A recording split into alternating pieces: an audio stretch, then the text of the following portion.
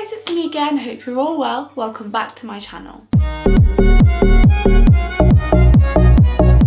So I know I say this all the time, but I'm honestly so sorry for not posting in almost a year. But this has been because I have had such a hectic year 12, and the past whole year of school has been so busy for me. I'll make another video about like everything else later, but today I'm going to be making a video about the mistakes I made in year 12 so you guys don't have to. You guys can learn from my mistakes. But wait, before we get started, don't forget to smash that subscribe button down below to keep up to date with all my videos because I post weekly. Now let's get on with the video. Number 1, choose the right environment for you. The first thing I would say is identify what environment you work best in, what place you feel most comfortable in. So say if you feel you're most productive at home, you prefer free time, but college would be a better place for you because you get a lot more free periods. However, if you think you need a bit more support, you need a bit more of a push to get your work done, keep on top of things, stuff like that, a sixth form would be best for you. For me, my first mistake was moving to a private school for the start of year 12. I'm sure many of you guys know. If you don't know, then I'll link the video in the corner up here about my experience of moving to the private school. That started my year 12 off to a very bitter beginning, and it affected quite a big portion of my year 12. That was the first mistake I had made. You guys don't really know about the sort of drama and what I had to go through after leaving. If you guys would like to know, do leave that in the comments down below, and I will try my best to make that video. So my current school is the sixth form to my secondary school, and as you guys know, I loved my secondary school so much. That was mainly because our teachers and the students, we had a very close rapport with them. So we sort of treated our teachers like our friends, but it was still a very professional environment, and that is mainly because of the style of teaching that we have. And the students at my school, including myself, we work best in this sort of informal, relaxed environment. They make sure we get our things done. Having said that, we have a very close relationship with our teachers in the sense that they are very much so like our friends. Moving to the private school, it was very different. The style of teaching was extremely different to what I was used to. Now, there's nothing wrong with that style of teaching. It's quite old school. Had I gone there from day 1 of secondary school, perhaps I would be used to that environment and I would work best in that environment. But me knowing me, I work best in this environment. On top of that, at the age of 16, 17 and 18, we are at a very tender age where it's easy to get under the influence of other people.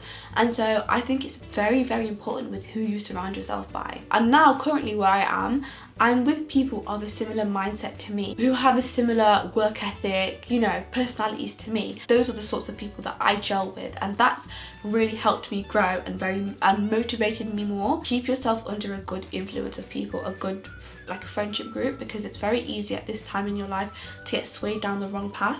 Being with similar people sort of pushes you as well to work even harder to you know, be like that. So yeah, I would very strongly say be careful with who you surround yourself by. Make sure you surround yourself with good, like-minded people, and make sure you choose the right environment for you. Number 2, don't take on more than you can handle.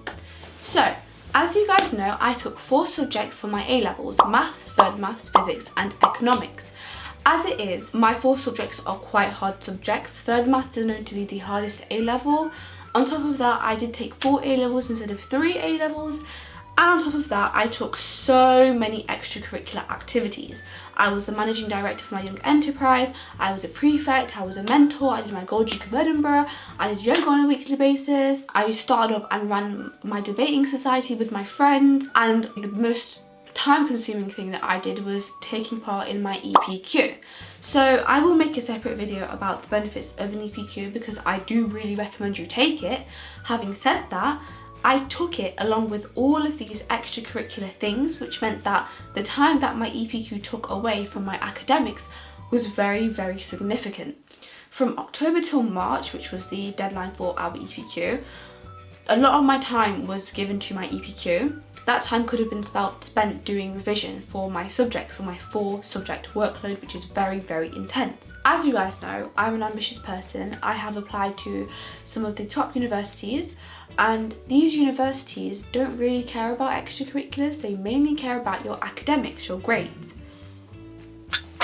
So while I've done all of these things for my extracurriculars, when I wrote my personal statement, I had to fit all of that into this much of words, because this much was about my academics and what my supercurricular things are that I've done. If you weigh up the pros and cons, all of the extracurricular stuff I did, although it was fun and it taught me so many things, was it really worth it? Because for me, my priorities are my grades. I need to get the grades to get into these universities, right? And so looking back, the mistake that I made was I took on way too much. I bit off more than I could chew. So one thing I would say to you guys is when you start year 12, when you get given the list of your clubs that you can participate in, don't just do everything for the sake of doing a club. Pick and choose, because your time, you won't get this time back. It's very, very precious. So prioritize. Find that balance between your academics and your extracurriculars. Finally, number 3, don't get too relaxed. I became quite relaxed in year 12. I sort of got into this very dangerous mentality that I did well in a 10 subject workload. A 4 subject workload will not be as difficult. The only reason why in my GCSEs I was able to, in my exam time, watch Netflix and have a chill time was because that throughout my whole year 11 I revised every single day, but I didn't do 10 hours. I did a little bit every day. In year 12, from the previous point I had said, I didn't even get much time because I had so much on my plate. And this put me under a lot of unnecessary pressure during my exam times. In my exam times, I had to work extremely hard to get the grades that I got, and you know, it was very stressful. So I would say to you, don't not relax, but so be careful with your time, manage your time efficiently, make a timetable, prioritize your time, don't get complacent. So the last thing I want to say to you guys is that be very careful with your time. This time comes around once. And this is probably the most important time in your life if you want to go to university, because this time and what you do now affects where you apply to university, which affects your future, it affects your careers, it affects where you go, you know, it affects everything. Learn from your mistakes.